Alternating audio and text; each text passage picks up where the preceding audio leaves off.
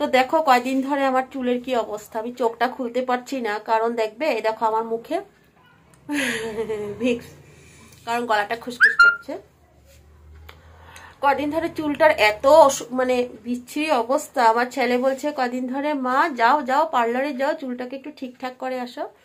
করবো না, তাও আজকে চুট করে এসে গেলাম থ্রেডিং করতে। তো এসেই হঠাৎ করে প্ল্যান করে নিলাম আমাদের বুলটি, আমার বাড়ির সামনে আর পার্লারটা তো হ্যাঁ বরপাথারে।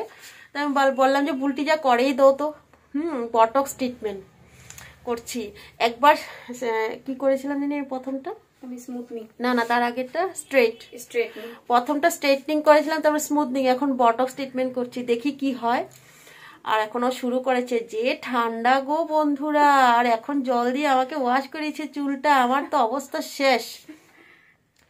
যাই হোক, সাজুগুজু করতে গেলে অল্প কষ্ট করতেই হবে। তো বুলটি তো তার ট্রিটমেন্ট শুরু করে দিয়েছে, দেখা যাক আমার চুলটা কেমন হয় আর আমার চেহারাটা কেমন হয়। তো দেখো এই এখন উলুচন্ডি লাগছে, পরে কেমন লাগে দেখা যাক, পরে আবার আসছি।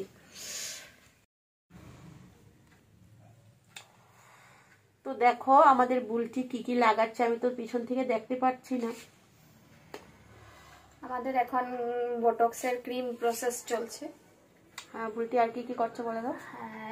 হেয়ার ওয়াশ হলো, এখন ক্রিম প্রসেস হচ্ছে, অ্যাপ্লাইং। তারপরে এটা ডায়ার করতে হবে, মোটামুটি আর 1-1.5 ঘন্টা পরে আবার আরেকটা প্রসেস হবে স্ট্রেট ওয়াইজ। তারপরে আপনাকে দেখাই, আপনাদেরকে দেখাই। তো আসো আবার দেখা হচ্ছে অল্প পরে। এখন নীলিমাদের বোটক্স ট্রিটমেন্টের ক্রিম প্রসেস কমপ্লিট হইল। এখন উনি বসা, এখন হেয়ার অল্প শুকনো হতে দেয়, তারপর ডায়ার প্রসেস চলবে। এখন আর কত ঘন্টা লাগবে? এখন তো আরো 2 ঘন্টা ধরে। দেখো বন্ধুরা, সাজুগুজু কত এত সময় ধৈর্য, আমার তো ধৈর্য হারা হয়ে যাচ্ছি, কিন্তু সুন্দর লাগতে গেলে অল্প কষ্ট করতে হবে। এখন কি করছো? ডায়ার প্রসেস চলছে, ক্রিম লাগানো অবস্থায় ডায়ার করতে হবে ক্রিমকে। ডায়ার প্রসেস চলছে।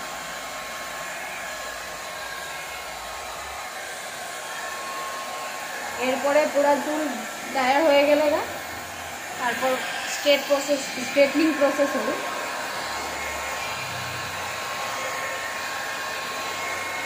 নীলিমা দিয়ে আজকে একদম পুরা সাজুগুজু করে বিয়ে বাড়ি যাবেই মানে ফাইনালি।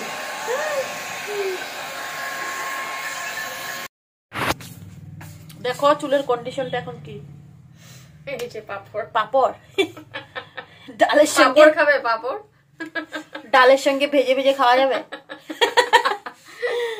এখন আমার চুল পাপড় হয়ে গেছে। এখন সেকেন্ড প্রসেস স্টার্ট হবে। ঠিক আছে, তো এখন চলছে স্ট্রেটনিং প্রসেস। দেখো গো আমার চুল টুল জ্বলাবে না গো।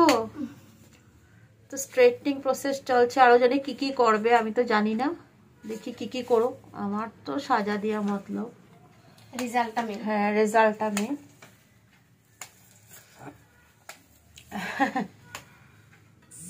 দেখো এখন আমি আসছি, নীলিমা দিয়ে আমাকে ডাকলো ফোন করে, আয় আমি চুল স্মুথনিং করছি। দেখো এসে দেখি কি, আমি পার্লারে চলে আসছি। তোমার পার্লারটার নাম কি গো? Pink makeup.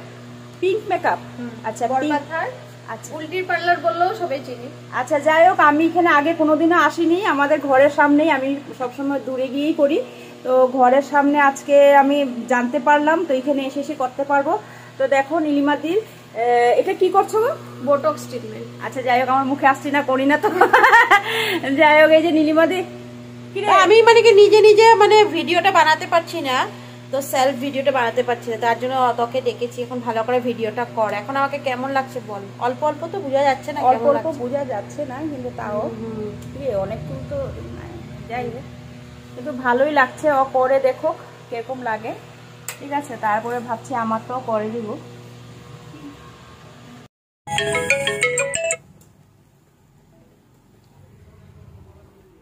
ঝাড়ু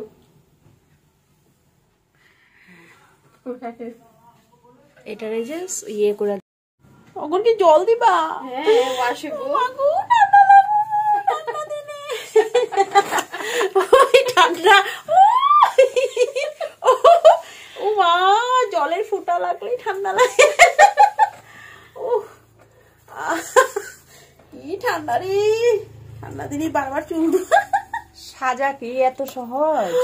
ও মা গো, ওই দেখ সত্যি চেহারাটা অল্প চেঞ্জিং লাগছে আর চুলটা ওয়াশ করা হয়ে গেছে।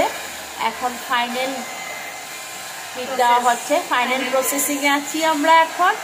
তো ফাইনাল জানি কেমন লাগবে, মনে তো হচ্ছে ভালোই লাগবে। অনামিকাও চলে গেছে, অনামিকা থাকলে এখন ভিডিওটা বানাতো।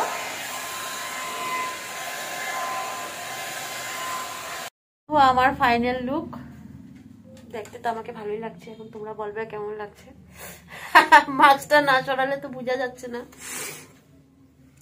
এই চিপকু চিপকু ভাবটা যাইব গে না? হ্যাঁ, তো অনেকক্ষণ লাগলো, প্রায় 3 ঘন্টা না বুলটি? হ্যাঁ 3 ঘন্টা নাগাদ। তো 3 ঘন্টা ধৈর্য ধরে বসলাম অল্প সাজুগুজু করার জন্য। তো কেমন লাগছে সবাই জানাবে।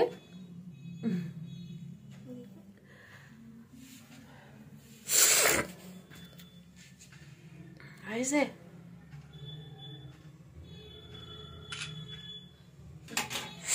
তো কেমন লাগছে সবাই জানাবে। আর এখানেই শেষ করছি, এখন আমি বাড়ি যাচ্ছি।